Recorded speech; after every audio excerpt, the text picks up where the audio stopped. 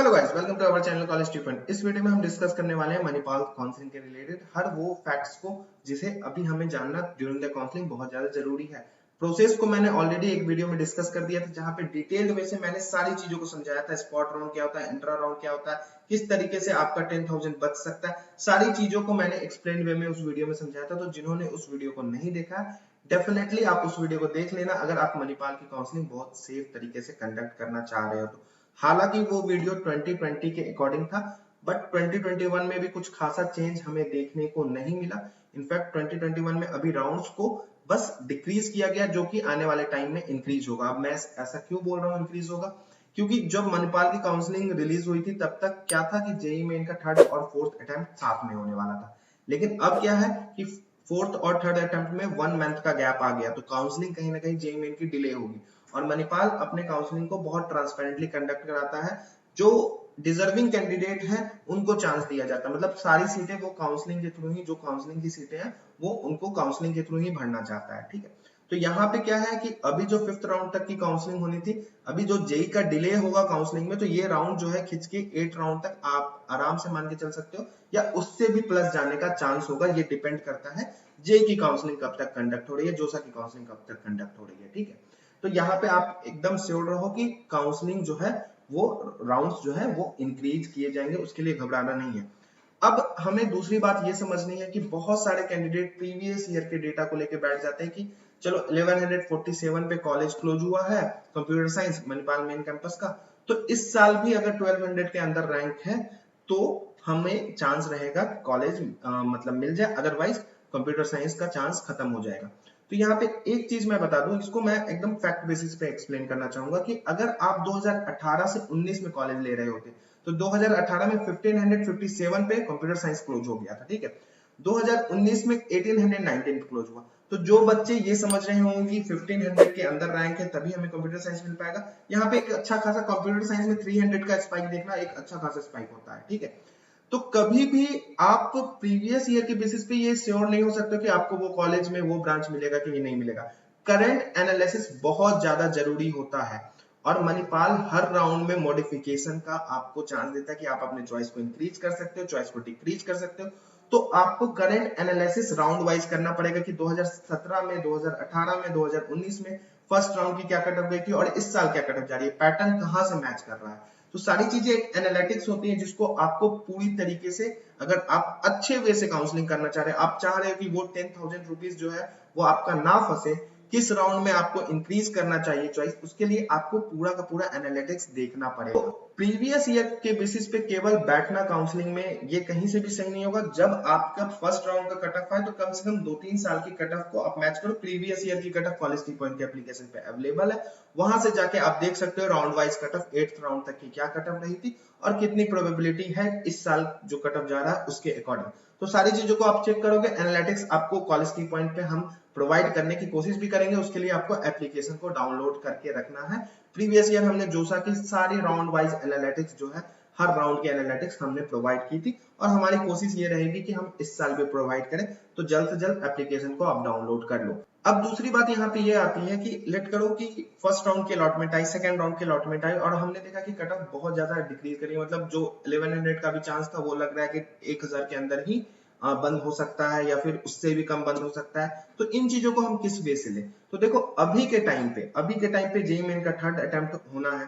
ठीक है, उसके बाद फोर्थ अटेम्प्ट होना है। अभी ट्रैफिक एक ही जगह गैदर है, अगर मणिपाल की ट्रैफिक है तो वो मणिपाल में ही फोकस कर रही है ज्यादा से ज्यादा, वीआईटी नहीं तो एसआरएम। ठीक है, इन पे कहीं ना कहीं थोड़ा फोकस कर रही है। लेकिन जैसे ही ये ट्रैफिक क्लियर होगा, मतलब जेईई मेन का एग्जाम कंडक्ट होगा, बच्चों के रैंक आएंगे, तो यहाँ पे क्या होगा कि एक अच्छा खासा आपको स्पाइक देखने को मिलेगा। तो आपको एनालिटिक्स में ये सारी चीजें भी समझनी जरूरी है कि प्रीवियस ईयर और प्रीवियस ईयर के अकॉर्डिंग किस राउंड में एक अच्छा खासा स्पाइक देखने को मिला था, किस राउंड तक हमें वेट करना चाहिए, किस राउंड तक हमें अपने चॉइसेस को उतना ही रखना चाहिए और किस राउंड में इंक्रीज करना चाहिए। अब इसका एक और बड़ा रोल प्ले करता है वैकेंसी। तो जब वैकेंसीज रिपोर्ट डिस्प्ले कराई जाती है, वेबसाइट पे आती है, तो ये चीजें बहुत ज्यादा इजी हो जाती है कि किस राउंड में मैक्सिमम वैकेंसी आ रही है, किस राउंड में बच्चे ज्यादा से ज्यादा छोड़ रहे हैं, ताकि हम उस राउंड में अपने चॉइसेस को थोड़ा मॉडिफाई कर पाए, थोड़ा इंक्रीज कर पाए, थोड़ा डिक्रीज कर पाए। अब देखो ये मॉडिफिकेशन अगर आपको मिल रहा है तो कहीं ना कहीं ये एक एडवांटेज की तरह है। ठीक है। अगर आप काउंसलिंग सिस्टम को अच्छे तरीके से समझ रहे हो तो जो काउंसलिंग अगर आपको हर राउंड के बाद मॉडिफाई करने का ऑप्शन दे रहा है तो कहीं ना कहीं इसको आप एक एडवांटेज के तौर पे यूज कर सकते हो, अपने 10,000 को डूबने नहीं दे सकते, अपने डिजायर ब्रांच को टारगेट कर सकते हो। ये सारी चीजें भी समझनी बहुत ज्यादा जरूरी है। हालांकि मणिपाल जो है अपने वैकेंट सीट्स को अब डिस्प्ले नहीं करता, अगर करे तो बहुत सारी चीजें पॉजिटिव निकल के आ सकती है। बट एक काउंसलिंग सिस्टम के अंदर क्या होता है कि बहुत सारे जैसे हमारे क्लाइंट्स है, बहुत सारे स्टूडेंट क्लाइंट है जो कि हम मणिपाल का काउंसलिंग करा रहे हैं या फिर जोसा का काउंसलिंग कराते हैं, जेईई मेन के थ्रू अदर कॉलेजेस का काउंसलिंग कराते हैं, तो वहां से हम एक प्रेडिक्शन करते हैं कि मैक्सिमम जो है बच्चे यहाँ पे इस राउंड में सीटें छोड़ रहे हैं, तो there is a high probability कि इस राउंड में जो हाई रैंकर्स हैं उनको एक अच्छा चांस मिल सके, एक अच्छा चांस बन सके। तो ये एक स्पेकुलेशन आप कह सकते हो कि कंप्लीट स्पेकुलेशन होता है, जहां पे हम एक आपको एडवाइस देते हैं कि यहाँ पे आप चेंज करो तो आपको इससे प्रॉफिट होगा। ये तो कंप्लीट प्रोसेस होता है। मतलब आप अगर काउंसलिंग सिस्टम को एक चॉइस फिलिंग की तरह ले रहे हो कि चॉइस फिलिंग कर दिया, जो मिलना होगा मिलेगा, तो आप जब प्रोसेस को पढ़ते हो तो ये तो समझो कि क्यों उस प्रोसेस में ये सारी चीजें दी जा रही है, रीअपीयरिंग का दिया जा रहा है, मॉडिफिकेशन का दिया जा रहा है, तो ये सारी चीजें भी उतनी ही इंपॉर्टेंट हो जाती हैं अगर हम अपने काउंसलिंग को बहुत राइट वे से करना चाहते हैं और अपने प्रोबेबिलिटी को मैक्सिमम बढ़ाना चाहते हैं। अब यहाँ पे इंट्रा और स्पॉट राउंड भी बहुत बड़ा रोल प्ले करता है, जहां पे कट ऑफ डिस्प्ले नहीं होते। लेकिन अगर आप इंट्रा राउंड को बहुत अच्छे तरीके से समझते हो, किस तरीके से इंट्रा राउंड में जाना है, किस सिस्टम को फॉलो करना है इंट्रा राउंड में कि हम अपने जो चांस है उसको मैक्सिमम कर सके, एक अच्छा ब्रांच मिलने का चांस हो सके, तो उस राउंड को भी आपको बहुत अच्छे तरीके से एडवांटेज लेना पड़ेगा। और स्पॉट राउंड तो यार आप समझ लो कि एक लकी ड्रॉ होता है हर काउंसलिंग के लिए। अगर स्पॉट राउंड अगर आप सही से कंडक्ट कर लेते हो तो देयर इज अ चांस कि सीएस हाई रैंक तक भी मिल जाती है। ठीक है, तो ये सारी चीजों को आपको कंप्लीट काउंसलिंग प्रोसेस में समझना पड़ेगा। ये प्रोसेस जो है वो आपको कम से कम 2 महीने का पूरा कंप्लीट प्रोसेस रहेगा। तो अगर आप मणिपाल को टारगेट कर रहे हो तो ये सारी चीजों के लिए आपको अवेयर रहना पड़ेगा। तो कुछ पॉइंट्स जो आपको अपने अकॉर्डिंग अपने लिए करनी है, एक राउंड वाइज आपको एनालिटिक्स देखना है कि किस राउंड में क्या कट ऑफ जा रहा है, ताकि आप ये पता कर पाओ कि ये जो कट ऑफ जा रहा है ये इस साल जो है वो हाई जा सकता है या लो जा सकता है। अगर नहीं है तो एक्सपर्ट काउंसलर की एडवाइस लो, केवल चॉइस फिलिंग के लिए ही नहीं लो।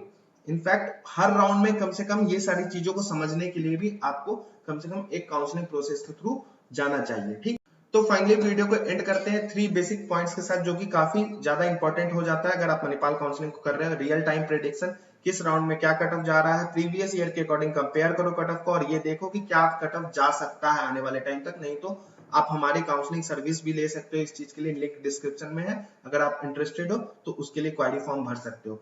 सेकेंड चीज आपको ये देखना है किस राउंड में मैक्सिमम वैकेंसीज जा रहे हैं, जहां पे हम अपने चॉइस को थोड़ा मॉडिफाई करके एक अच्छा डिसेंट सा ब्रांच ले सके। तो ये चीजें भी बहुत इंपॉर्टेंट होती है। थर्ड पॉइंट, स्पॉट और इंट्रा राउंड का अच्छा खासा एडवांटेज लेना है।